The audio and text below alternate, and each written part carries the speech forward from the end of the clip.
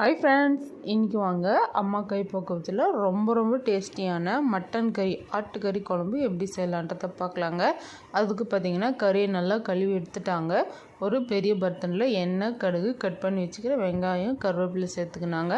இன்றைக்கி பார்த்திங்கன்னா நாம் 2 கிலோ அளவுக்கு கறியை வச்சு தான் குழம்பு செய்ய போகிறோம். கறி பார்த்திங்கன்னா கழுவி வச்சுருந்தோம்ல, அது பார்த்திங்கன்னா தண்ணியெல்லாம் இல்லாமல் போட்டுக்கணுங்க. அதனால் ஒரு பாத்திரத்தில் சேர்த்துக்கலாம். அடுத்ததாக வெங்காயம் வதங்கினதுக்கப்புறமா இஞ்சி பூண்டு சேர்த்துக்கலாங்க. இஞ்சி பூண்டு வதங்கினதுக்கப்புறமா இப்போ மட்டன் சேர்த்துக்கலாங்க. ஆட்டுக்கறி நல்லா கழுவி எடுத்த ஆட்டுக்கறியை எண்ணெயிலே சேர்த்துக்கலாம். மிளகாய் தூளெல்லாம் போடாததுக்கு முன்னே கறியை சேர்த்துக்கோங்க.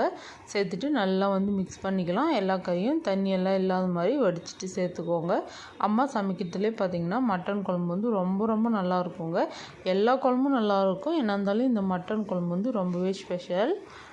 சூப்பராக கறியெல்லாம் போட்டுட்டாங்களா. இப்போ நல்லா மிக்ஸ் பண்ணிக்கிறாங்க. மிக்ஸ் பண்ணி நல்லா வதங்கட்டுங்க.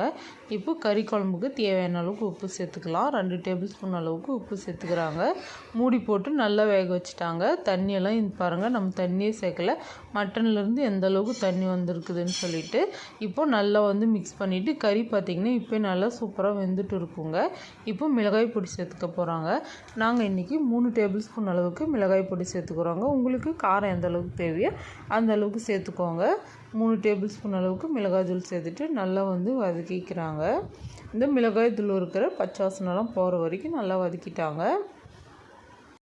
இந்த ஆட்டுக்கறி குழம்பை பார்த்திங்கன்னா இட்லி, தோசை, சப்பாத்தி கூடலாம் வச்சு சாப்பிட்றதுக்கு ரொம்பவே நல்லா இருக்குங்க. நாங்கள் பார்த்திங்கன்னா எலாட்டுக்கறி தாங்க எப்பயுமே வாங்குவோம். முத்துநாடெல்லாம் வாங்கினா பார்த்திங்கன்னா கறி வேகாது. அதனால எலாட்டுக்கறியை வாங்கி சமைக்கும் போது பார்த்திங்கன்னா ரொம்பவே டேஸ்ட்டாக இருக்குங்க.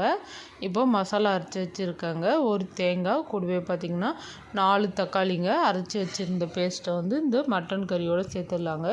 சேர்த்துட்டு நல்லா மிக்ஸ் பண்ணிக்கலாம். அவ்வளோதாங்க. குழம்புக்கு தண்ணி எந்த அளவுக்கு தேவையோ அந்த அளவுக்கு சேர்த்துக்கோங்க. சேர்த்துட்டு மூடி வச்சுட்டாங்க. குழம்பு நல்லா கொதிக்கிட்டுங்க. இந்த மாதிரி தளன்னு கொதித்து வரணும். குழம்போட பச்சை வாசனைலாம் போய் எண்ணெய்லாம் பிரிஞ்சு சூப்பராக வந்ததுக்கப்புறமா ஆஃப் பண்ணிடலாம். இப்போ பாருங்கள், சூப்பராக கொதிக்க ஆரம்பிச்சிடுச்சு. குழம்பு பார்த்திங்கன்னா ஓப்பன் பண்ணி ஒரு வாட்டி நல்லா மிக்ஸ் பண்ணிவிட்டு மூடி வச்சுக்கலாம். இப்போ பார்த்திங்கன்னா மூடி வச்சிடலாம். மூடி வச்சு ஒரு 5 நிமிஷம் கொதித்து எடுத்தால் சூப்பர் டேஸ்டியான மட்டன் குழம்பு ரெடிங்க. இப்போ பாருங்கள், சூப்பரான மட்டன் குழம்பு ரெடி. அடுத்ததான் என்ன, கொத்தமல்லியில் தூவி இறக்கி சாப்பிட வேண்டியது தான்.